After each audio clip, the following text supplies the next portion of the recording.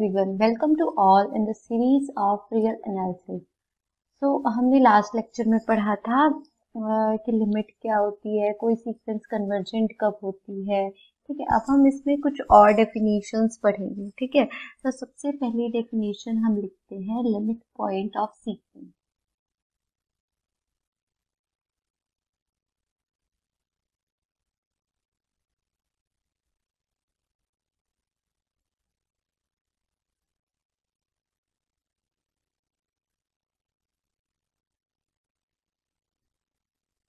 ठीक है, तो लिखिए a real number p is said to be limit point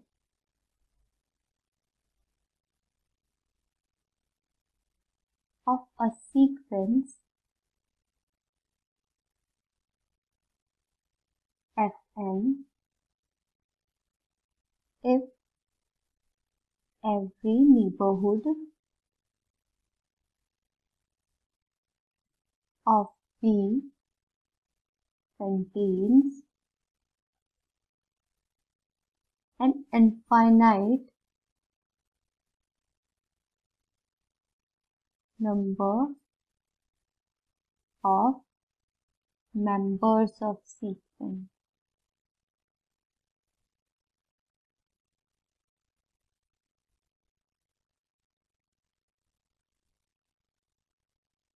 ठीक है, और हम ऐसे भी कह सकते हैं कि जो P है वो लिमिट पॉइंट किस सीक्वेंस की तब होगी जब for all epsilon greater than 0 और for all epsilon greater than 0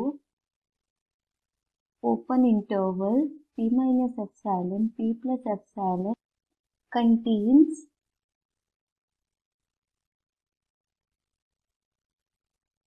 infinite members of the sequence.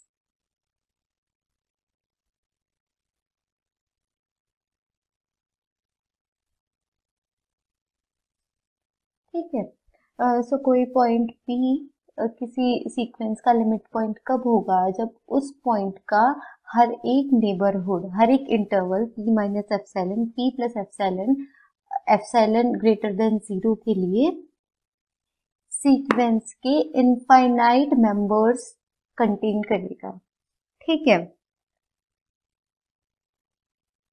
और अगर ये इंटरवल फाइनाइट मेंबर कंटेन कर रहा है सीक्वेंस के तो हम इसको लिमिट पॉइंट नहीं बोलेंगे.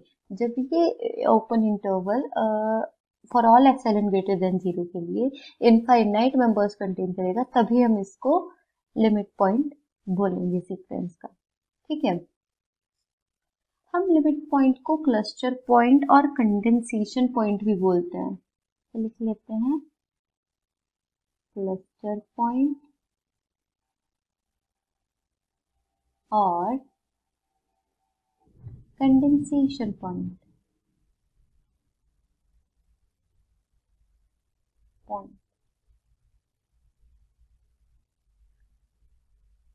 ठीक है, एग्जाम्पल लेते हैं हम एक, जो हम स्टार्टिंग से एग्जाम्पल लेते आ रहे हैं वही लेते हैं Fn equal to -1 ratio to power f.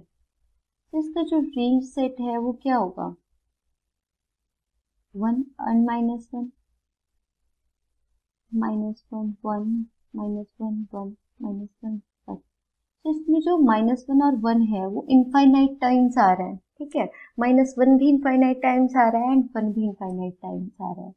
तो जो 1 है वो भी इसका लिमिट पॉइंट हो जाएगा इस सीक्वेंस का, और जो -1 है वो भी इसका इस सीक्वेंस का लिमिट पॉइंट आ जाएगा, because -1 for all epsilon greater than 0 -1 minus epsilon -1 plus epsilon contains infinitely members of the sequence because it contains -1 and -1 comes infinitely times in the sequence Fn. Similarly, for all epsilon greater than 0, 1 minus epsilon 1 plus epsilon contains 1 and 1 comes infinitely times in the sequence Fn. ठीक है, सो इसलिए 1 और -1 क्या हो जाएंगे इस sequence के limit points हो जाएंगे, ठीक है। सो नेक्स्ट डेफिनेशन लिखिए डाइवर्जेंट सीक्वेंस। हमने लास्ट लेक्चर में पढ़ा था कि कन्वर्जेंट सीक्वेंस क्या होती है, ठीक है। अब हम डाइवर्जेंट सीक्वेंस देखते हैं कि वो क्या होती है। तो a sequence Fn is said to be divergent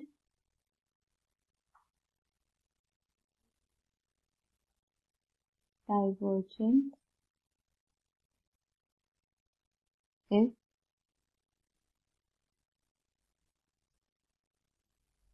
it is unbounded from one side।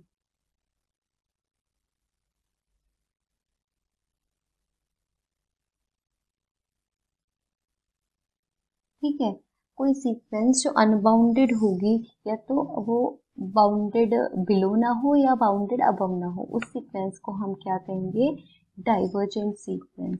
For example हम लेते हैं सीक्वेंस ऑफ नेचुरल नंबर, इस टाइप की होगी 1 2 3 4, ठीक है। तो ये बाउंडेड अबव नहीं है, बाउंडेड बिलो है ये बाय 1 से, बट ये बाउंडेड अबव नहीं है।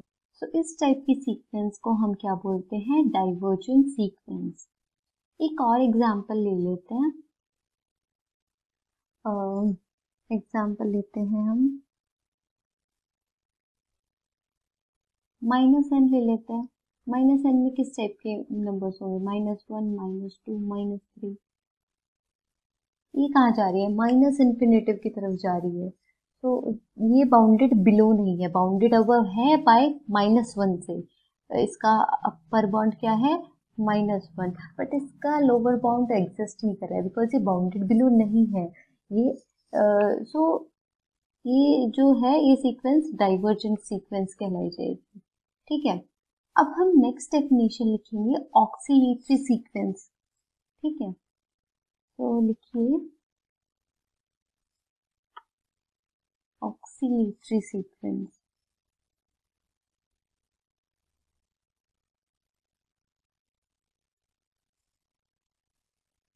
So a sequence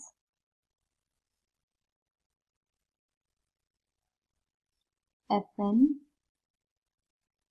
is said to be oscillate infinite if या तो वो बाउंडेड ना हो, ऑक्सीलेट इनफाइनाइटली की बात कर रहे हैं, it is not bounded, and secondly वो ना तो कन्वर्जेंट हो और ना ही वो डाइवर्जेंट हो। It is not convergent, it is neither लिखा था, neither convergent nor divergent, ठीक है। सो कोई सीक्वेंस को हम ऑक्सीलेट इनफाइनाइटली सीक्वेंस कब कहेंगे, जब वो पहली चीज वो बाउंडेड ना हो, दूसरी चीज ना तो वो कन्वर्जेंट हो ना ही वो डाइवर्जेंट हो, ठीक है। ये तो हो गई हमारी ऑक्सीलेटली इनफाइनाइटली की डेफिनेशन। अब हम लिखते हैं ऑक्सीलेट फाइनाइटली, ठीक है। तो a sequence Fn is said to be oscillate finitely if पहली चीज है इट इज बाउंडेड, बाउंडेड हो, ठीक है। एंड सेकेंड कंडीशन है वो कन्वर्जेंट ना हो, ठीक है। बाउंडेड होगी वो तो डाइवर्जेंट तो वो होगी ही नहीं, ठीक है। तो हम क्या लिखेंगे second condition, it is not convergent.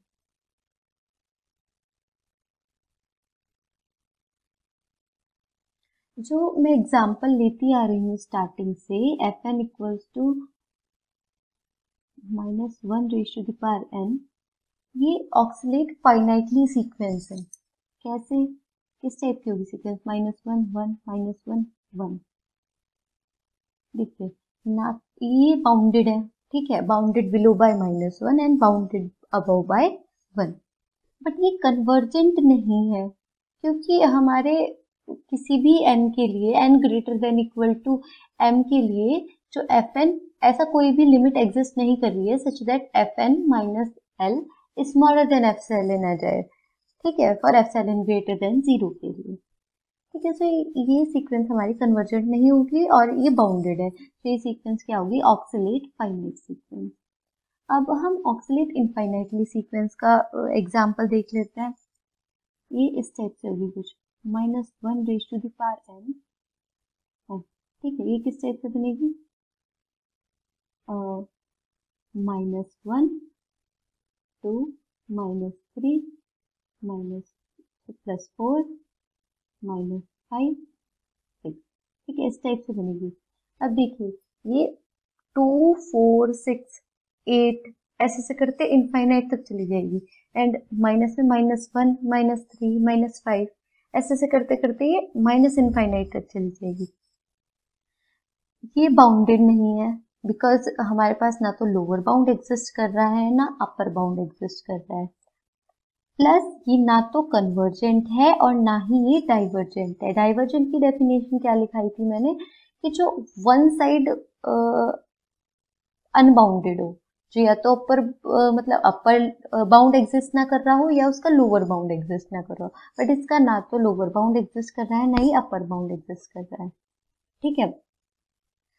Divergent sequence इस टाइप की होती है जिसमें एक तरफ की एटलीस्ट एक तरफ से वो बाउंडेड हो, ठीक है, या तो बाउंडेड अबव हो या बाउंडेड बिलो हो। और ऑक्सीलेटरी सीक्वेंस, जो इनफाइनाइटली ऑक्सीलेटरी सीक्वेंस होगी उस वो हमारी दोनों तरफ से अनबाउंडेड होगी, ठीक है, बाउंडेड बिलो भी नहीं होगी और बाउंडेड अबव भी नहीं होगी। तो ये सीक्वेंस हमारी क्या होगी, ऑक्सीलेटरी इनफाइनाइट सीक्वेंस।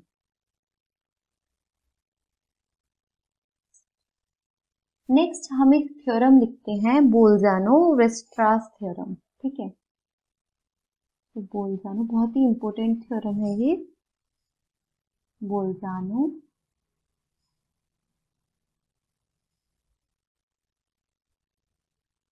थ्योरम, ठीक है। So it states that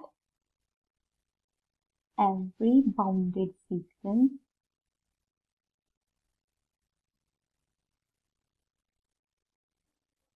has a limit point.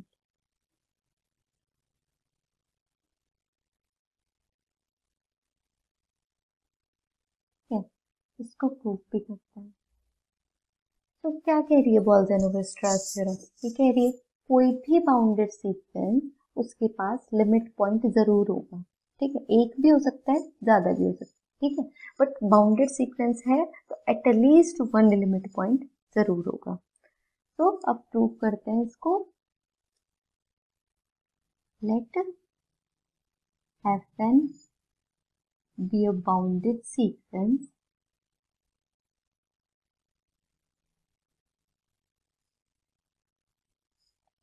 and let range जो है fn की, इस सीक्वेंस का जो रेंज सेट है वो क्या हो गया हमारा, fn and belongs to n, ठीक है, ये हो गया हमारा रेंज सेट इसका। अब क्योंकि ये बाउंडेड सीक्वेंस है तो इसका जो रेंज सेट है वो भी बाउंडेड होगा, लिख लेते हैं, since the sequence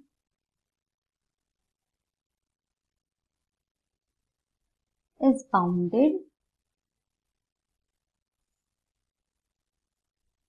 therefore range set is bounded.